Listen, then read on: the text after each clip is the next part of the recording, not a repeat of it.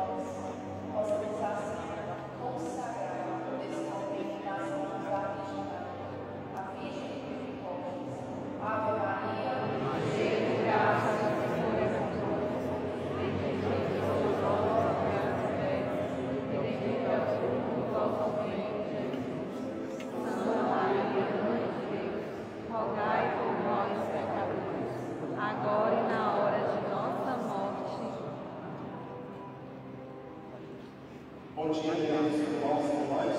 Bom dia. Para sempre seja louvado. Eu estou muito feliz, muito alegre de estar aqui no Congresso Arquidiocesano da RCC em Fortaleza. Você está feliz de estar nesse lugar? O Senhor mesmo nos atrai assim, nos reúne em torno de si para falar aos nossos corações. Isso é muito amor.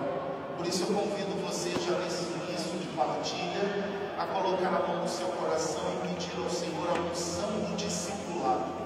O que é a unção do discipulado? A unção para escutar a voz de Deus. Às vezes há um tampão espiritual nos nossos ouvidos. Às vezes há um tampão no nosso coração que atrapalha, que nos distrai de ouvir e captar a palavra de Deus.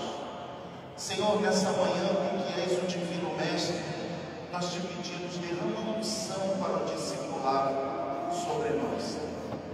Tira os tampões dos nossos ouvidos espirituais e prepara com teu Espírito a terra do nosso coração, para que a semente da tua palavra caia em terra boa e produza frutos sem furo.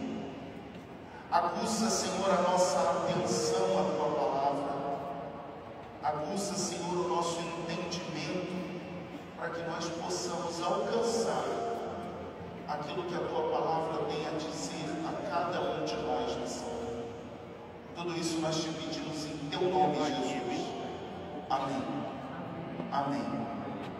Glória a ti, Senhor.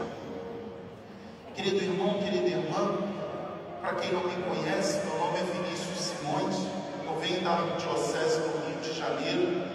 Eu participo do grupo de oração Jesus Senhor há 31 anos, na paróquia de São Francisco Xavier. E para você se localizar bem, a minha paróquia fica próxima ao Maracanã. Agora você já entende onde eu moro, não é verdade? Próximo ao Maracanã é um bom ponto de referência, não é? Eu sou casado com a Tânia, vai fazer 15 anos, agora dia 31 de julho. Nós temos um filho de 13 anos, nossa preciosidade, que se chama Miguel. Nesse tempo eu sirvo ao Senhor como coordenador nacional da Renovação Carismática Católica. Quando eu estava na amada e querida Arquidiocese de Maceió, e na noite passada, então, eu vim aqui para Fortaleza. Eu não podia deixar de estar com vocês nessa manhã, e desde já eu agradeço o convite da Rosângela, nossa coordenadora diocesana, também a Luana, coordenadora estadual, que me acolhe com tanto carinho aqui nessa manhã. Eu não sei se você percebeu, todas as pregações de ontem foram baseadas no Evangelho de São João, e não será diferente hoje. Nesse ano, a Renovação Carismática do Brasil é convidada a fazer uma imersão no Evangelho segundo São João, o último dos 4 evangelhos canônicos, e portanto um evangelho com uma teologia mais rica e mais aprofundada. Porque na medida em que a igreja caminha, Deus vai se desvelando cada vez mais a nós. Então o Evangelho segundo João é um evangelho diferenciado quanto à profundidade teológica. Então eu convido você nessa manhã a abrirmos juntos o Evangelho de São João, capítulo 7, versículo 37. Muitos de vocês já pregaram em cima dessa palavra muitas vezes, e o que Deus quer falar conosco de uma maneira nova nessa manhã. João 7, versículo 37.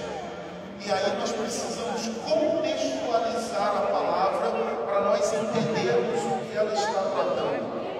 Jesus está aqui participando de uma das grandes 3 festas que os judeus celebram até hoje. Eles têm várias festas, são 12 festas ao longo do ano, mas 3 festas são as festas principais para os judeus, desde o Antigo Testamento e que perdura até hoje. A primeira festa principal, essa é a principal mesmo para os judeus, é a festa da Páscoa. Os judeus celebram o dia em que o mar se abriu e os judeus passaram pelo Mar Vermelho a pé enxuto. A Páscoa para os judeus é a passagem pelo Mar Vermelho, não é a ressurreição de Jesus. Claro, para eles ainda o Messias não voltou, mas eles celebram a Páscoa, que nem sempre coincide com a data da nossa Páscoa cristã. Geralmente não é no mesmo fim de semana, mas eles celebram a passagem do povo pelo Mar Vermelho. Essa é a primeira festa.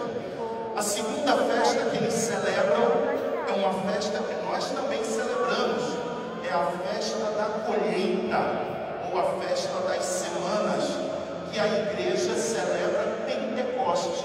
Pentecostes aconteceu na festa da colheita.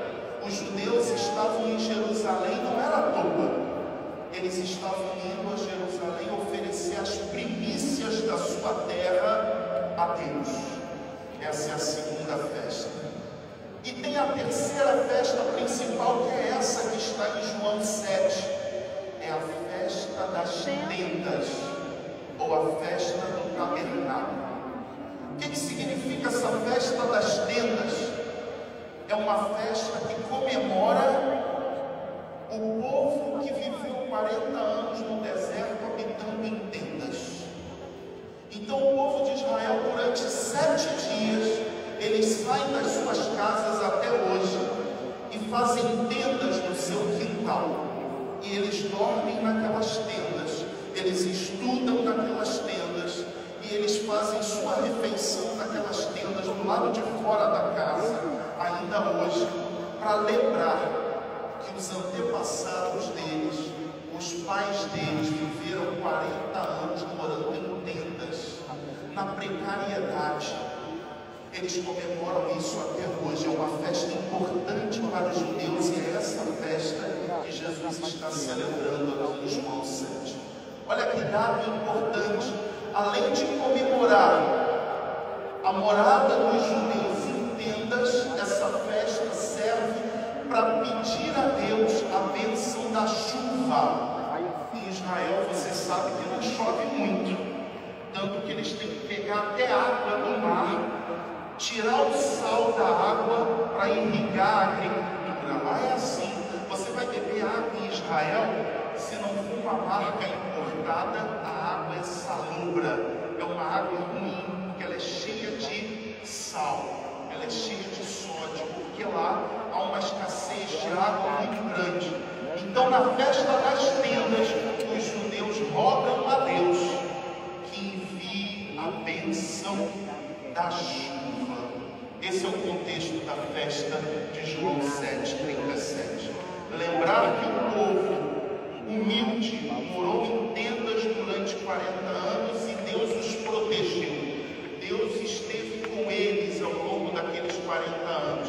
De dia, numa coluna de nuvem, e à noite, numa coluna de fogo para alumiar o caminho do povo. Nunca faltou nada a esse povo. Quando faltou alimento, Deus fez descer do céu maná para alimentar o povo. É a festa do amor de Deus. E ao mesmo tempo a festa para pedir chuvas abundantes. Então agora você já entendeu o contexto dessa palavra que nós vamos meditar agora. Amém? Diz a Escritura, no último dia, que é o principal dia de festa, estava Jesus de pé. Só isso aí já é um retiro de fim de semana. Por quê? O último dia dessa festa, que dura 7 dias, é o principal dia da festa. Sabe por quê? Numa das vezes que eu tive a graça de ir a Israel, eu tive a oportunidade de participar de uma dessas festas das tendas. No último dia, eles escolhem alguns homens da comunidade, eles colocam uma veste especial sobre esses homens e chamam esses homens de esposos da lei. Esposos da lei. Então eles vão para o púlpito, eles leem trechos da Torá e fazem uma celebração como se eles estivessem casando de novo com a lei. Então, no último dia da festa das tendas, a Torá, o livro da lei de Deus para os israelitas, ela é celebrada de uma maneira solene. E alguns dos homens são escolhidos como esposos da lei. Jesus se coloca como esse homem que não é só o esposo da lei, ele é a lei encarnada, ele é o verbo que se fez carne e habitou entre nós. Nele resume-se toda a lei e os profetas. Então Jesus se apresenta ao povo com a própria lei do amor. Ele se põe de pé e começa a clamar. Você se lembra que eu falei ainda há pouco a festa das tendas serve para pedir a Deus a chuva, sim ou não? Olha o que o esposo da lei vai dizer no final do versículo 37. Jesus estava de pé e clamava: se alguém tiver sede, venha a mim e beba. Eu mesmo sou o dono das águas, eu sou a fonte de água viva. Não precisa mais clamar aos céus a bênção da chuva, porque eu mesmo lhes darei de beber para a vida eterna, diz o Senhor. Esse que é o esposo da lei, esse que é a fonte de água viva, está no nosso meio nessa manhã. Você acredita nisso? E Ele está aqui para saciar a nossa sede. Ele está aqui para nos dar de beber o quanto nós precisarmos e além do que precisarmos. O Senhor quer saciar a nossa sede. Se há desilusão na nossa vida, se há deserto espiritual na nossa vida, se há situação de tristeza e de amargura na nossa vida, Deus quer irrigar a terra rachada do nosso coração com a água viva do seu Espírito. E Ele é a fonte da água viva. Em muitos lugares do Brasil, mas sobretudo aqui no Nordeste, vocês sabem bem o que significa terra rachada, sim ou não? Aqui no Ceará, graças a Deus, a coisa é mais desenvolvida, mas a gente vai em alguns agrestes aí do Nordeste, a gente vê bem que é terra seca. Aí você vai falar assim: Vinícius, não é só em outros estados não, aqui ainda tem também, né? Ainda tem nos sertões aí, né? Então vocês sabem muito bem o que é terra seca, terra rachada. Não sobrevive nada, os animais perecem, as plantas morrem, e é tudo um desastre, né? Jesus é especialista em terra seca, porque Ele é a fonte da água viva, Ele é a fonte das águas, Ele é a fonte da chuva, e como diz o Apocalipse, eu darei gratuitamente da água da vida. Eu não nego a água da vida, a água viva do Espírito Santo a ninguém. Então Ele, no meio da festa das tendas, no último dia, se apresenta como esposo da lei e diz o seguinte: eu ouvi a vossa oração pedindo chuva, e eu mesmo vos darei uma água viva que vocês nunca mais voltarão a ter sede. Você quer essa água viva, sim ou não? Você está na expectativa de receber essa água viva? O teu coração crê que Jesus está no meio de nós e está nos oferecendo essa água viva? E essa tua resposta é muito importante. Por quê? No versículo 38, na sequência, ele fala algo fundamental. Quem crê em mim, como diz a Escritura, do seu interior manarão rios de água viva. Ele que é o esposo da lei e que vem confirmar a lei e os profetas, ele que vem se apresentar como sendo o Deus verdadeiro de Deus verdadeiro, ele vem confirmar: quem tiver sede, venha a mim e beba, parafraseando Isaías 55. Se alguém tiver sede, ou melhor, todos vós que estáis sedentos, vinde a mim que sou a nascente das águas. Então Jesus no Novo Testamento está resgatando uma palavra do Antigo Testamento, Isaías 55, versículo 1. Vinde a mim, porque eu sou a nascente das águas. Esse Deus está no meio de nós, nos oferecendo gratuitamente dessa água da vida, mas Ele coloca uma condição. E qual é a condição que Deus nos coloca para nós recebermos essa água viva em abundância? Crer. Eu quero partilhar com vocês nessa manhã pelo menos 3 significados dessa expressão: quem crê em mim. 3 significados, pelo menos, dentre vários. Primeiro significado: crer significa aderir. Segundo, crer significa relacionar-se. E terceiro, crer significa submeter-se. Então, essa palavra aqui de Jesus não é uma palavra assim rasteira, rápida de se entender. Quem crê em mim, do seu interior manarão rios de água viva. Crer significa aderir. Vamos ver o que a nossa mãe igreja nos ensina no seu catecismo, o catecismo da Igreja Católica, número 150, diz assim: a fé, o ato de crer, é primeiramente uma adesão pessoal do homem a Deus. É ao mesmo tempo e inseparavelmente a aceitação livre a toda a verdade que Deus revelou. Então, crer em Jesus significa aderir livremente e pessoalmente a tudo que Ele nos revelou. É um ato de decisão. Eu não posso crer por você.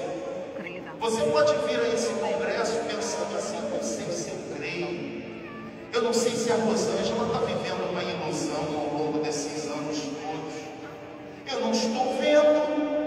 Será que eu creio? Outros podem vir para esse congresso em toada de observação. Eu vou ver o que eles têm a me dizer. Eu não creio em nada. Meu coração está fechado. Eu acho que eles são um bando de fanáticos. Ou você pode vir a esse congresso dizendo: Senhor, eu creio em Ti, mas aumenta a minha fé. Eu quero crer mais, Senhor. Eu quero crer melhor. Eu quero aderir melhor à Tua pessoa. Eu quero rasgar o meu coração de uma maneira mais eficaz na Tua presença. Eu quero Te tocar nesse congresso arquidiocesano, Senhor. Não será mais um congresso na minha vida, dentre tantos eventos de igreja dos quais eu já participei, mas será o congresso na medida em que eu vou Te tocar. É uma adesão pessoal, uma adesão típica de alguns personagens da Bíblia. Eu quero lembrar, por exemplo, aqui, aquele leproso de Mateus capítulo 8. Ele aderiu a Jesus. Ele foi um homem audacioso, um homem de fé, um homem que não titubeou na sua fé. Ele se ajoelhou diante de Jesus e falou assim: Senhor, é o seguinte, se o Senhor quiser, o Senhor pode me curar. Irmão, eu sou apaixonado, eu sou fã desse cara, desse leproso, porque ele apresentou uma fé audaciosa, uma fé pura, uma fé de adesão profunda à pessoa messiânica de Jesus. Senhor, se quiseres, podes curar-me. Diante dessa fé provocativa, a resposta de Jesus foi imediata: eu quero ser curado. Eu quero ser curado. Outra personagem de fé fantástica na Sagrada Escritura é aquela nossa amiga conhecida, a hemorroíça. 12 anos fazia que um fluxo de sangue não se interrompia nela. Aquela mulher devia estar com uma anemia profunda,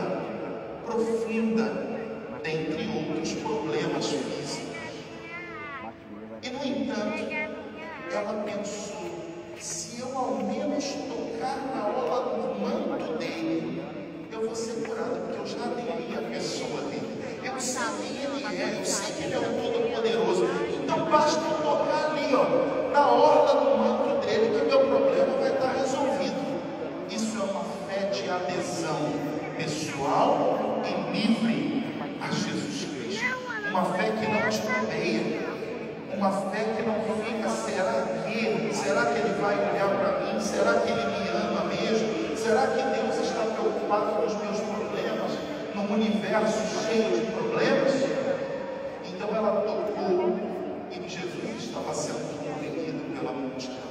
Imagina você sendo oprimido de um lado para o outro e todo mundo ao teu lado. Você vai saber quem te tocou?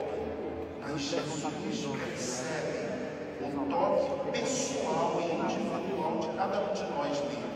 O toque de fé. Quem me tocou? Uma força de vida, uma força de cura cura, uma força de milagres saiu de mim. E aí a mulher toda tímida se apresenta a Jesus. Jesus, olha, eu sei quem tu és. Eu aderi a tua pessoa messiânica. Fui eu que te toquei, Jesus. Quase que ela pediu perdão a Jesus por ter tocado nele. De tão humilde que aquela mulher era. E Jesus vai e fala para ela aquilo que ele falou para tantos: a tua fé te salvou, minha filha. A tua adesão à minha pessoa te salvou. Então a mãe igreja nos ensina que crer é, em primeiro lugar, um ato de adesão livre e pessoal a Jesus Messias. Eu posso acreditar num Jesus que é um líder humanitário, que veio aqui dar um exemplo bonito de convivência. Eu posso acreditar num Jesus histórico, simplesmente. Eu posso acreditar num Jesus que fez coisas boas, mas agora ele não se mete com nada aqui no mundo. Esse Jesus muitas vezes é apregoado pelo mundo. Sim ou não? Jesus é um líder humanitário, veio aqui para nos dar um exemplo de viver bem, de como conviver com as pessoas. Jesus não é líder humanitário, coisa nenhuma, pelo menos não simplesmente. Jesus é Deus, o Verbo que se fez carne e habitou entre nós para nos salvar, nos arrancar do reino das trevas e nos reintroduzir no reino do Pai. Jesus não é só um líder humanitário. Então a igreja nos ensina que a fé é um ato de adesão, é um ato de encantamento pessoal, é um ato de estar enamorado de Jesus de uma maneira livre e pessoal. O catecismo continua no número 166. A fé é um ato pessoal, é a resposta livre do homem à iniciativa de Deus. Santo Agostinho fala em um encontro entre duas liberdades. Deus, na sua liberdade, está sempre vindo ao nosso encontro. Você acredita nisso, sim ou não? Sim. Deus está vindo sempre ao nosso encontro. Foi Ele que nos chamou lá em casa, para a gente estar aqui. Talvez você pense assim: não, minha amiga me convidou e eu fui. A Rosângela voltou no Instagram da Arquidiocese. Eu fui porque eu tenho compromisso, eu sou servo de lucro e não sei o quê. Coisa nenhuma, você veio aqui porque Deus te atraiu até esse lugar. Deus te atraiu. Então Deus, na liberdade dele, sempre vem ao nosso encontro. Nós, na nossa liberdade, também podemos ir ao encontro de Deus. Eu posso abrir o meu coração ou não. Quando eu uso a minha liberdade, o meu livre-arbítrio para ir ao encontro de Deus, Santo Agostinho fala que há um choque entre essas duas liberdades. Há um choque bendito, há um choque maravilhoso entre a liberdade de Deus que vem ao meu encontro e a minha liberdade que vou ao encontro de Deus. Em outras palavras, Santo Agostinho diz que quando há esse choque entre as duas liberdades, acontece o batismo do Espírito Santo. Um envolvimento tal com a graça do Espírito Santo, tal qual em Maria Santíssima na Anunciação. E o Espírito Santo gera no nosso coração de uma maneira nova Jesus Cristo. Não no nosso bem, como em Maria, mas no nosso coração. Ele renova o nosso caráter. Ele amolda a nossa mentalidade, Ele faz uma verdadeira transformação, uma verdadeira metanoia na nossa vida. As coisas mudam, os nossos valores mudam, a nossa maneira de pensar vai mudando a partir dessa experiência impactante que é o batismo do Espírito Santo, esse encontro das duas liberdades. Meu irmão, minha irmã, uma pergunta se nos impõe nessa manhã. Na tua liberdade, você aqui sentado está correndo ao encontro do Senhor? Sim ou não? O teu coração está pressuroso, está correndo ao encontro do Senhor? Ou você está aqui pensando: ai, que sono, meu Deus? Como é que está o teu estado de alma? Como está o teu ânimo nessa manhã? Algumas pessoas podem estar tentadas dizendo assim: o que ele tem a me falar mesmo? Até agora não me falou nada. Como está o teu estado de alma? Como está o teu coração? Na tua liberdade, no teu livre-arbítrio, você está com o coração correndo para ir ao encontro do Senhor? Porque Ele está se derramando sobre nós, Ele já está aqui no nosso meio, quando 2 ou mais estão reunidos em nome dEle, sim ou não? Mas, na nossa liberdade, nós precisamos ir pressurosos, correndo, com expectativa ao encontro do Senhor. Então não sou eu que estou te ensinando isso, é a mãe igreja que está falando que crer é aderir, crer é ir ao encontro, buscar o Senhor já que Ele se deixa encontrar, invocar-o porque Ele está perto. Invocai-o porque Ele está perto. O Senhor é um Deus acessível, é um Deus palpável, é um Deus que se deixa tocar pelas hemorroísas, pelos leprosos, pelos cegos, Bartimeus, pelos pagãos que comem a migalha que cai da mesa. Jesus é Deus palpável, Deus conosco.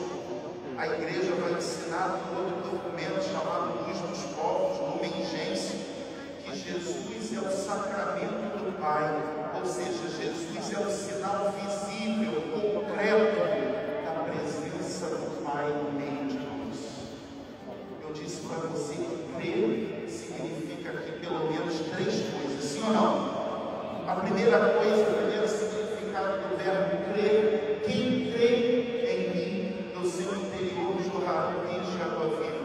Primeiro significado, aderir, livremente, espontaneamente.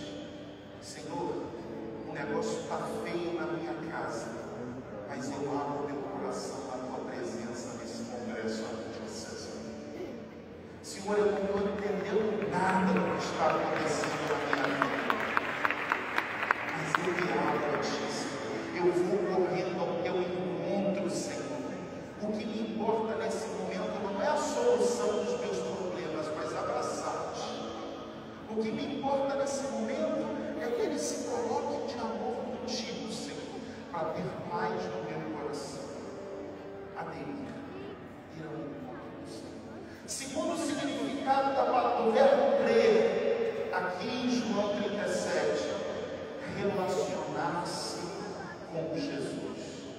Relacionar-se. Fala para quem está ao teu lado: cristão que não reza está longe do Senhor. Então isso é muito sério.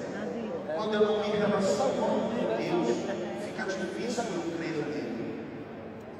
Quando eu não falo com Ele todo dia, quando eu não escuto a sua voz a dirigir a minha vida, fica difícil aguentar, fica difícil.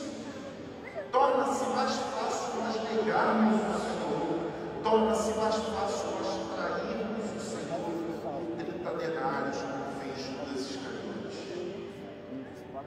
Por isso que Jesus vai dizer aos discípulos de Getsemane, do Horto das Oliveiras: vigiem, porque a carne está boa, o espírito está pronto, mas a carne é fraca. Quem não reza, quem não se relaciona com Deus, quem não é amigo de Deus, quem não tem intimidade com o Senhor, quem não procura adentrar no coração sagrado de Jesus todo dia, a fé dessa pessoa vai esmorecendo, e ela entra numa queda livre. Quando pensa que não, ela já deixou de ir ao grupo de oração. Ah, não preciso disso não.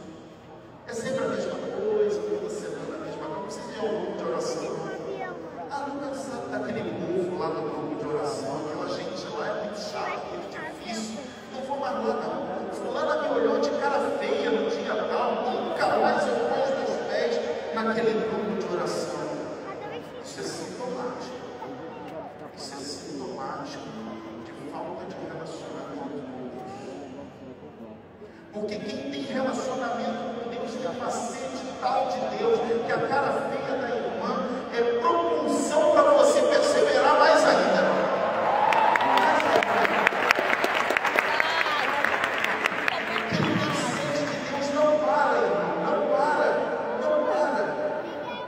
Tem gente falando assim, eu já servi muito tempo na igreja, está na hora de eu pendurar a chuteira. Já ouviu essa expressão, sim ou não? Vamos dar um lugar para outro. Deixa eu falar uma coisa para vocês. Faço no meu coração.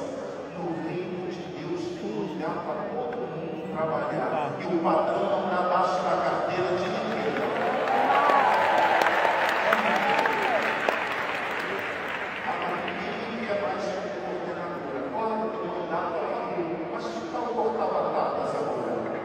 Estou aqui no posto. Quando eu tenho serviço para todos, eu não digo que tem cargo de proeminência para todos. Eu não estou dizendo isso. São coisas muito distintas, sim ou não? Mas tem serviço igualmente valioso e valoroso diante de Jesus para todos. Eu posso testemunhar sem falso escrúpulo e também com muita humildade. Hoje eu estou servindo ao Senhor como coordenador nacional da Renovação Carismática Católica. Mas se eu olhar lá no início da década de 90, quando eu comecei a servir ao Senhor, eu ia lá no Priorato de São Bento, uma casa de retiros na Serra, na cidade do Rio de Janeiro. Lá veio muito banheiro, irmão. Muito banheiro. Trabalhei na equipe de cozinha, descascando batatas. Senhoras ficavam chateadas comigo porque eu acabava com metade das batatas. Até hoje eu não sei descascar batatas, mas eu estava lá para servir.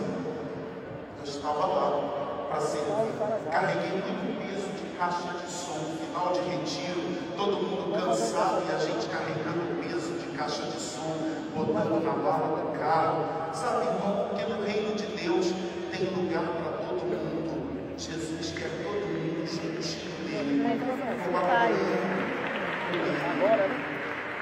Mas eu dizia a você que para você se manter fiel, você precisa ter relacionamento comigo.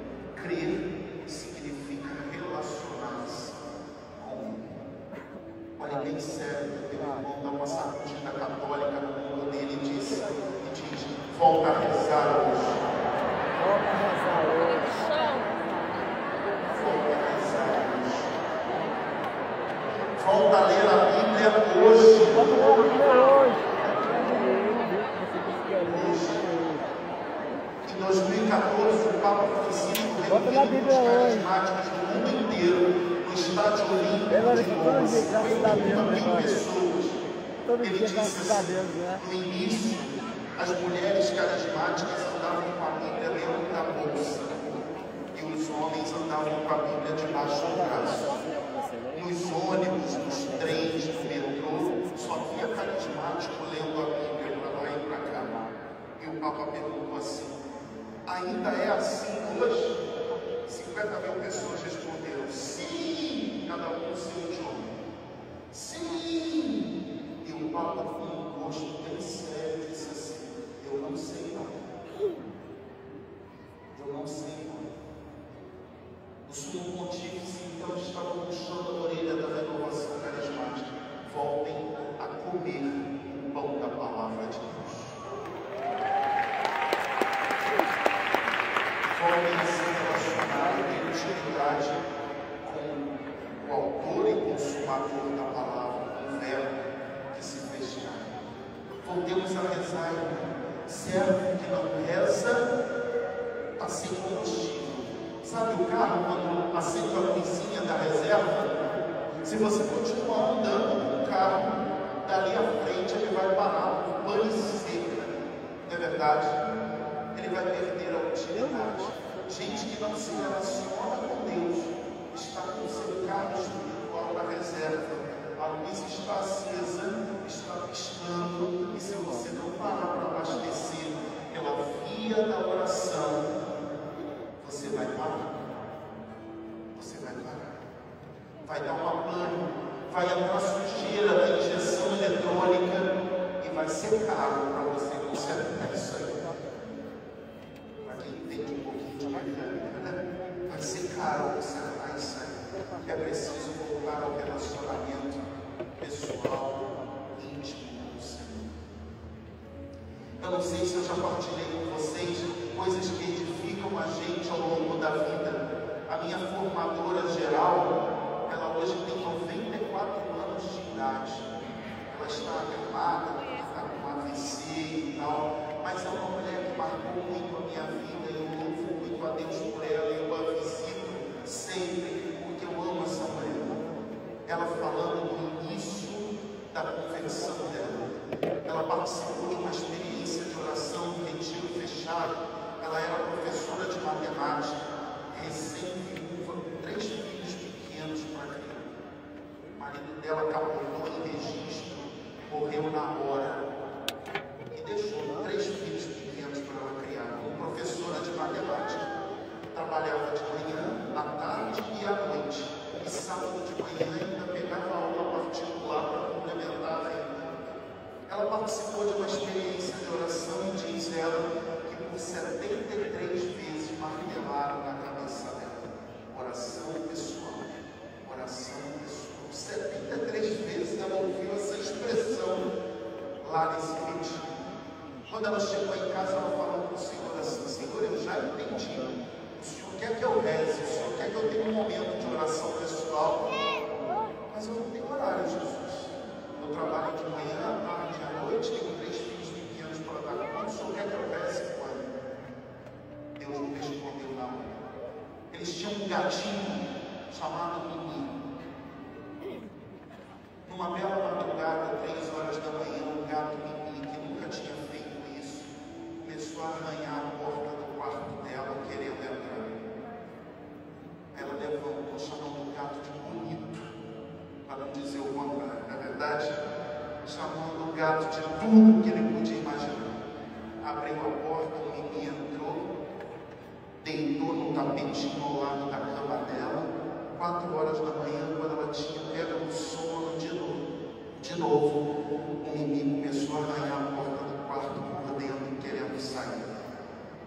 Na segunda noite, o que você acha que aconteceu às 3 horas da manhã? O Mimi arranhou de novo a porta, querendo entrar.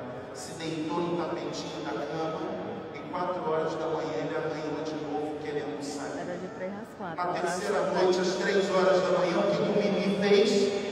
Arranhou a porta do quarto. Era 1 hora. E ela chamando ele de bonito, ele deitou ali do lado dela. Ela falou assim: eu não vou dormir porque eu sei que esse infeliz vai querer sair.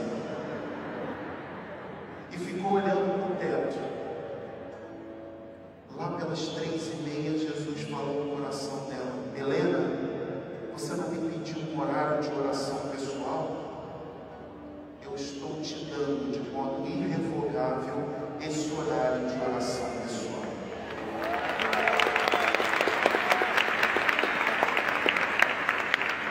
Helena naquela altura tinha 50 e pouquinhos anos.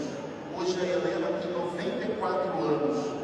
E no auge do AVC e da idade dela, das complicações de saúde, mesmo privada, às 3 horas da manhã, a Helena abre os olhos e começa a fazer a sua oração pessoal, o seu momento de relacionamento íntimo com Jesus. Eu não estou dizendo, meu irmão, minha irmã, que você deva rezar 3 horas da manhã. Para algumas pessoas isso é muito difícil. Porque acordar 3 horas da manhã está doido. Para algumas pessoas isso é muito difícil. Mas eu estou dizendo a você que você precisa ter um horário de relacionamento com Deus. Relacionamento com Deus. O livro do Êxodo, no capítulo 17, versículo 11, diz que Moisés todos os dias entrava na tenda de reunião.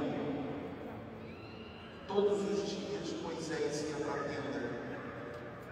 E a escritura é linda que diz assim: e Deus se entretinha com Moisés como um homem fala a seu amigo. Deus quer se entreter conosco. Deus quer ter amizade conosco. Deus gosta de se encontrar conosco. Todos dos dias, ele tinha um encontro marcado com Moisés. E ele quer ter hoje um encontro marcado conosco também, na nossa vida diária. E Moisés saía daquela tenda, ele tinha que colocar um véu no seu rosto, até mais ou menos o horário do meio-dia. Porque até meio-dia, o rosto de Moisés brilhava mais do que o sol. Porque quando a gente se relaciona com Deus, a gente começa a refletir a glória de Deus. Quem aqui já teve a experiência de se bronzear no sol de Fortaleza? Lá na praia. Né? Não sei aqui, mas no Rio de Janeiro tem gente que deita lá na areia da praia 8 horas da manhã, cai no sono, quando acorda já é meio-dia, está todo queimado. Está todo queimado, depois não aguenta nem andar, não é verdade? Por que isso? Quanto mais você se expõe ao sol, mais parecido com ele você vai ficando. Quanto mais você se põe ao sol, se expõe ao sol incandescente, mais incandescente vai ficando a sua pele. Não é assim que acontece, sim ou não? Quanto mais você se expuser a Jesus, mais parecido com ele você vai ficando. Mais parecido com o coração dele vai ficando o teu coração. Mais parecido com os pensamentos dele vão ficando os teus pensamentos. Quanto mais eu me exponho ao sol, mais parecido com o sol eu vou ficando. Amém? Renovação Carismática Católica seja conhecida em Fortaleza como um grupo que reza e reza para valer. Porque a nossa missão só encontra sentido a partir da nossa oração. Missão sem oração é proselitismo, é marketing, é propaganda. E isso só chama a atenção das pessoas por 2 dias. No terceiro dia ninguém nem lembra mais da propaganda. Agora, quando a gente é um povo que reza, por onde a gente passa, a gente vai deixando marcas de amor no coração das pessoas. Quem reza tem sempre uma palavra acertada para partilhar com o irmão. Já experimentou isso, sim ou não? Então, o segundo significado do verbo crer, nós vimos agora, é relacionar-se, amém? E o terceiro e último significado do verbo crer, submeter-se. Submeter-se a quê? Submeter-se ao senhorio de Jesus. Senhor, literalmente, é dono, é aquele que manda, é aquele que ordena todas as coisas. No passado muito recente, na história do Brasil, nós tínhamos aqui senhores e escravos. Só para a gente fazer uma comparação. O escravo tinha vontade própria? Ele podia até ter, mas ele tinha que submeter a vontade do Senhor, do dono da fazenda. Jesus não nos libertou para nos escravizar, mas Jesus sempre deixou claro: eu libertei vocês, mas eu sou o Senhor. Quem dirige ou deve dirigir a vida de vocês sou eu. E o católico que crê, ele se submete livremente à autoridade e ao senhorio de Jesus. Entre a tua vontade e a vontade de Deus, o que tem prevalecido na tua vida? Eu responderia assim, ó, se um pregador me perguntasse isso, eu diria assim: às vezes prevalece a minha vontade, e outras vezes prevalece a vontade de Deus. Acontece isso com você também? Nem sempre Jesus tem estado no volante da vida de cada um de nós, não é verdade? Crer significa submeter-se, entregar a sua vida ao comando de Jesus, renunciar àquilo que nós achamos, pensamos e entendemos ser o melhor e nos submeter à vontade do Senhor. Senhor, em tudo eu quero obedecer a tua voz. eu quero te seguir e fazer a tua vontade, mesmo que a tua vontade me contrarie, mesmo que o Senhor me mande para onde eu não quero ir, eu quero me submeter à tua vontade. Santa Catarina de Sena diz assim: olha, quanto maior for a nossa submissão a Deus, tanto maior será a nossa liberdade. Que coisa linda! Quanto mais eu me submeto ao senhorio de Jesus, mais livre eu sou. Livre de quê? Do mundanismo. Livre daquilo que o mundo está apregoando todo dia na minha vida. Meu corpo, minhas regras. Isso é mundanismo. Eu sou dono de mim, eu faço o que eu quiser da minha vida. Isso é mundanismo. Eu vou para onde eu quero. Eu não me submeto a bispo, eu não me submeto a padre. Isso é mundanismo. Isso é diabólico. Isso é secularização. Os que têm Jesus como Senhor se submetem à autoridade de Cristo, que passa pela sua igreja, sim, passa pela sua igreja. Os que se submetem ao senhorio de Cristo renunciam à sua vontade pessoal, ao seu achismo, e se submetem ao querer e ao pensamento de Jesus. O profeta Isaías vai dizer que os nossos pensamentos não são os pensamentos de Deus. E geralmente é assim mesmo. Diante de determinada situação, você até diz assim, eu já disse várias vezes, se fosse comigo, eu baixava o braço, mandava vir fogo e acabava logo com essa gente. Já aconteceu isso com você, sim ou não? Se eu fosse Deus, eu arrebentava logo com isso, acabava com isso tudo. Que história é essa? Que desrespeito é esse? Que falta de temor de Deus é esse? É essa? Não é? Os nossos pensamentos não são os pensamentos de Deus. A nossa justiça é justiceira. E a justiça de Deus é misericórdia. Vai dizer o Papa Francisco. Há um abismo entre nós e o pensamento de Deus. Você vai fazer o... E submeter-se ao senhorio de Jesus não é fácil. Muitas vezes nós vamos nos contorcer. Eu quero, a minha carne quer, Senhor. O meu corpo está se contorcendo. Que nem aquela pessoa com aquele temperamento. Eu falo e pronto. Quando eu vi, eu já falei. O Papa Francisco tem um conselho maravilhoso para a gente assim. Quando você for esplanejar o teu irmão, ou falar mal do teu irmão, morda a língua até ela sangrar. Porque ninguém abre a boca com a língua sangrando e inchada. Olha que receita boa. Que receita boa para se submeter ao senhorio de Jesus. Antes de descer a lenha do irmão, morda a língua.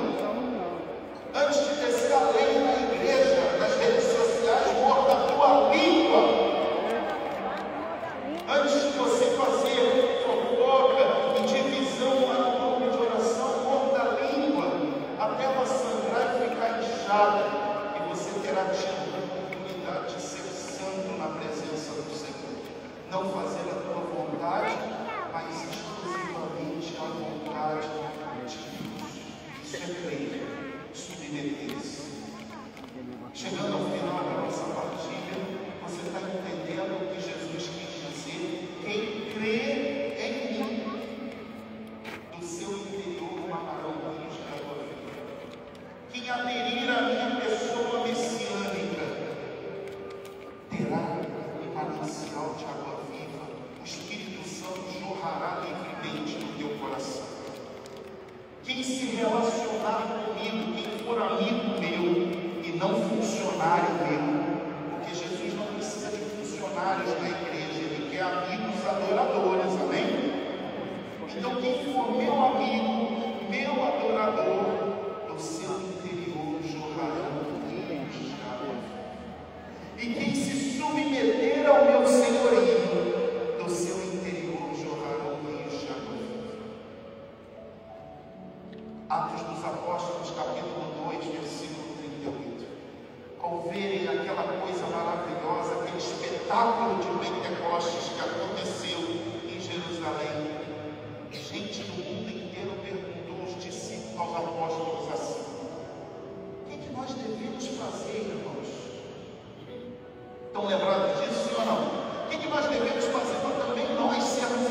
encontrados com essa graça de Pentecostes.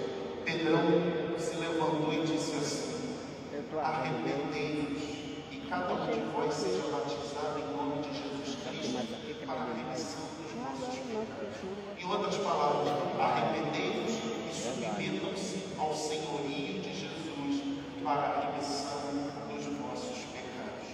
A primeira pregação de Pedro após Pentecostes, Pedro abriu a porta do cenáculo e fez a primeira pregação universal. Estão lembrados disso? Sim ou não?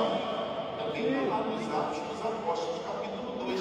Você vai voltar a ler a Bíblia e vai conhecer ou recordar dessa passagem. A primeira coisa que Pedro disse a esse Jesus que vocês crucificaram, Deus o constituiu Senhor e Cristo. O Espírito Santo sempre nos impele ao senhorio de Jesus. O Espírito Santo sempre nos coloca debaixo da autoridade de Cristo. O Espírito Santo sempre abaixa a nossa cabeça e os nossos narizes para que Deus seja tudo em nós. Deus resiste aos soberbos, aos narizes empinados e concede a sua glória aos humildes de coração, aqueles que se submetem à sua autoridade e ao seu senhorio. Que a renovação carismática de Fortaleza seja uma renovação carismática com o nariz arrastando a terra.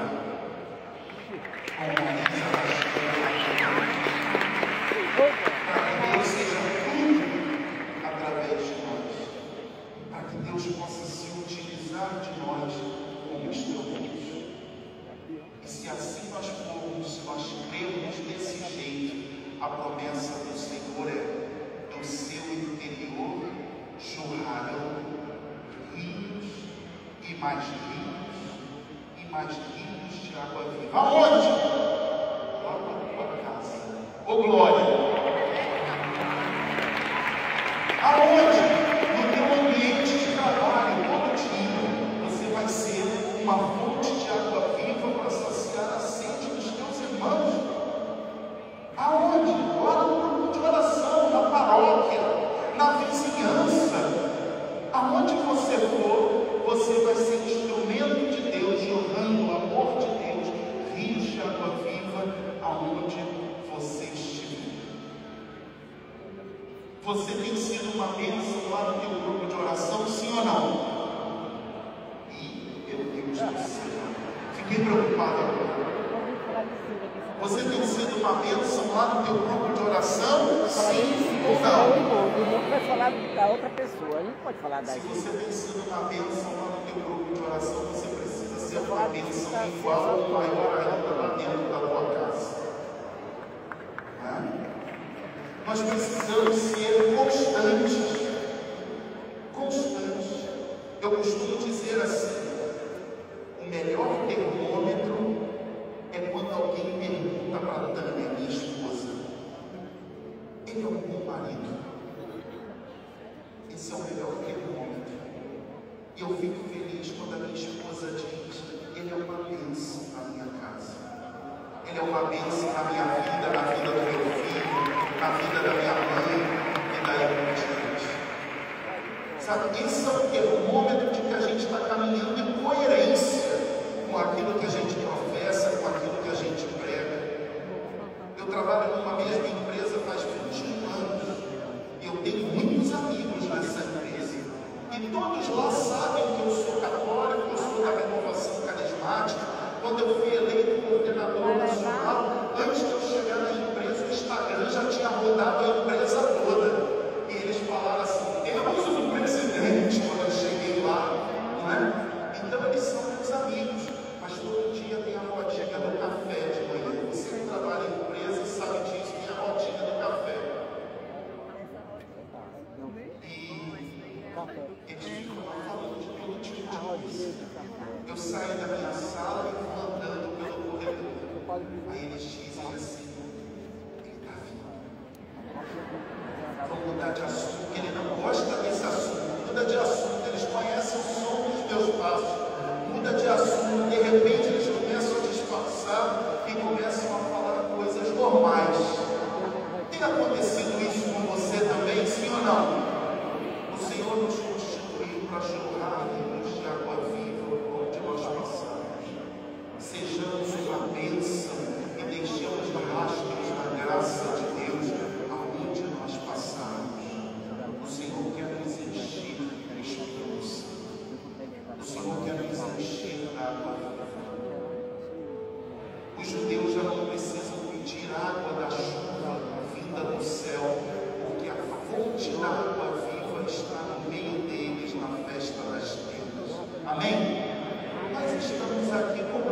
linda, sim ou não, irmãos?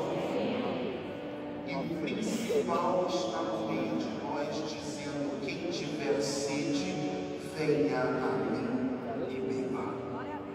Vamos ficando em pé. Se Jesus está falando: quem tiver sede, venha a mim e beba, eu quero me apresentar como cedendo. Eu quero